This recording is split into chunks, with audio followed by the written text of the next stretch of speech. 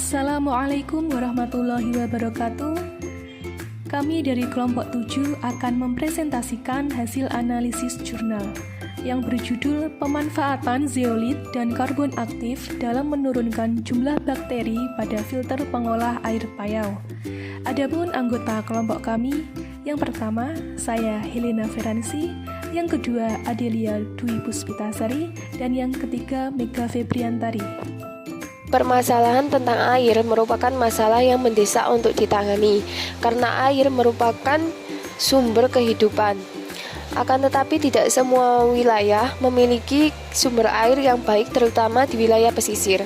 Wilayah pesisir merupakan daerah yang sering kekurangan air dikarenakan adanya intrusi air laut atau pergerakan air laut ke dalam tanah yang menyebabkan air menjadi asin atau payau.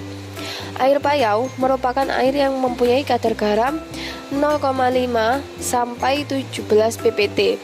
Pada musim kemarau panjang, kualitas air tanah dangkal akan lebih menurun sebagai akibat dari intrusi air laut, sehingga kadar garam pada air payau akan meningkat. Kondisi seperti ini sangat diperlukan pengolahan air lebih lanjut agar air payau ini dapat dikonsumsi oleh masyarakat.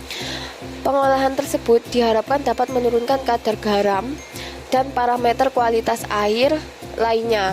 Parameter kualitas air ini meliputi rasa, tingkat kejernihan, pH, dan lain-lain. Metode pengolahan air payau dapat dilakukan dengan menggunakan teknologi membran osmosa balik, desalinasi yang dapat dilakukan dengan menggunakan zeolit, ionisasi elektroda, dan filtrasi air asin dengan menggunakan karbon aktif arang bambu. Desa Sidolumpuk, Kabupaten Sidoarjo, Jawa Timur merupakan daerah yang dekat dengan laut, sehingga airnya bersifat payau. Pemenuhan air bersih di wilayah ini didapat dari PDAM dan sebagian kecil masyarakatnya masih memanfaatkan sumur dangkal. Karakteristik air atau ciri-ciri air di daerah ini rasanya asin, berwarna kekuningan keruh, berbau, dan menurut hasil uji laboratorium pH basa serta kandungan bakterinya cukup tinggi. Oleh karena itu, agar air ini layak untuk dikonsumsi masyarakat, diperlukannya suatu pengolahan yang dapat mengatasi permasalahan tersebut. Pengolahan dilakukan dengan menggunakan filter penjernihan air payau yang nantinya diharapkan mampu membantu masyarakat untuk memperoleh kualitas air yang lebih baik sesuai dengan standarnya. Pengolahan dengan sistem filtrasi dirancang sesuai dengan tingkat sosial ekonomi atau kemampuan dari masyarakat sekitar agar masyarakat mampu mengoperasikannya dan mengembangkannya secara mandiri. Tujuan dari penelitian ini adalah untuk mengetahui efisiensi dari kinerja filter pengolah air payau dalam menyediakan parameter kualitas air berupa total dissolved solid atau TDS, salinitas, pH, dan jumlah bakteri atau total pada plate count. Alat dan bahan yang digunakan dalam penelitian ini yang pertama, pipa PVC dengan diameter 6 inci dan panjang 80 cm. Yang kedua, kran. Yang ketiga, arang aktif setebal 20 cm. Yang keempat, zeolit setebal 15 cm. Yang kelima, pasir silika setebal 15 cm. Yang keenam, kerikil setebal 10 cm. Yang ketujuh, air payau. Dan yang kedelapan, bak penam. Preparasi reaktor. Reaktor filter menggunakan pipa PVC diameter 6 inci dan panjang 80 cm. Dengan bagian bawah dipasang valve atau keran untuk keluarnya effluent. Media filter yang digunakan adalah berupa arang aktif dengan ketebalan 20 cm, zeolit dan pasir silika masing-masing dengan ketebalan 15 cm, dan kerikil dengan ketebalan 10 cm. Jenis media filter yang digunakan, dan ketebalannya merupakan hasil modifikasi yang mengacu pada penelitian Ermawan dan kawan-kawan. Media filter dibungkus dengan paranet untuk menghindari tercampurnya media filter. Variasi susunan media dapat dilihat pada gambar berikut. Running reaktor. Air baku yang diolah merupakan air tanah yang bersifat payau yang terletak di desa Sidolumpuk.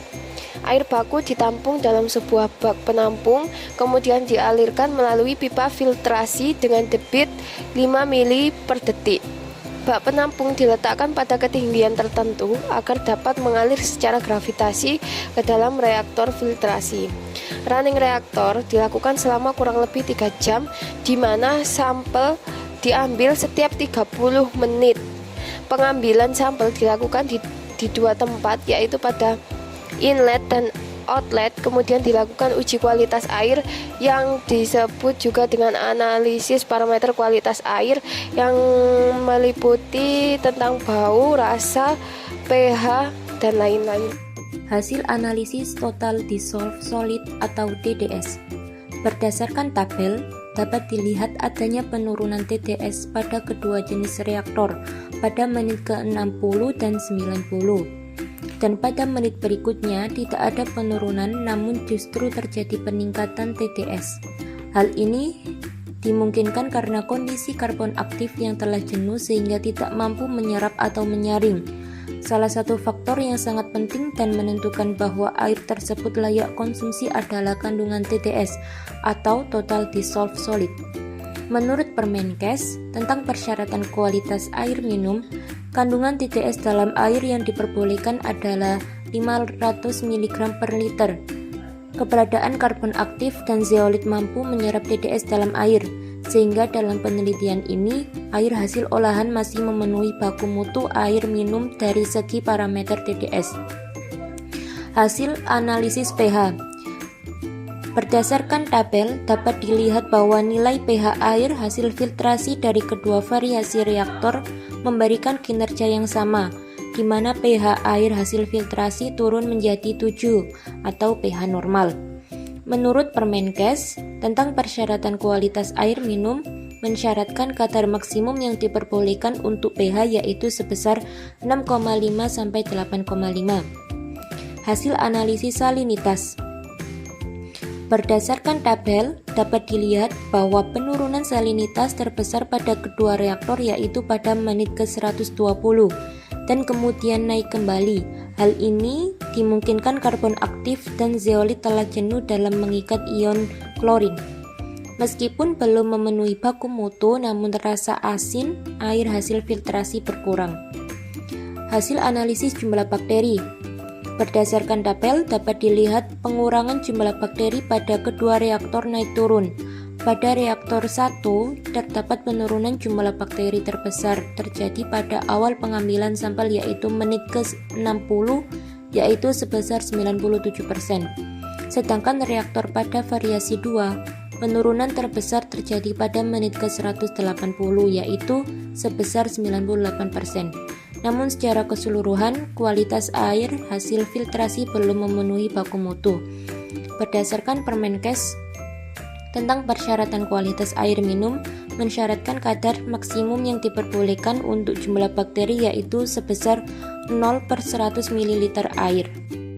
Kesimpulan dari penelitian ini adalah filter reaktor efektif dalam menurunkan pH dan jumlah bakteri pada air baku hingga 97%, namun kurang efektif dalam menurunkan salinitas dan TDS. Kedua variasi reaktor memiliki efektivitas kinerja yang tidak berbeda nyata dalam mengolah air baku. Namun, secara keseluruhan, reaktor dengan variasi 2, arang aktif, pasir, silika, zeolit, dan kerikil memiliki kinerja yang lebih baik. Sekian presentasi dari kelompok kami. Apabila ada kurang lebihnya, mohon maaf. Wassalamualaikum warahmatullahi wabarakatuh.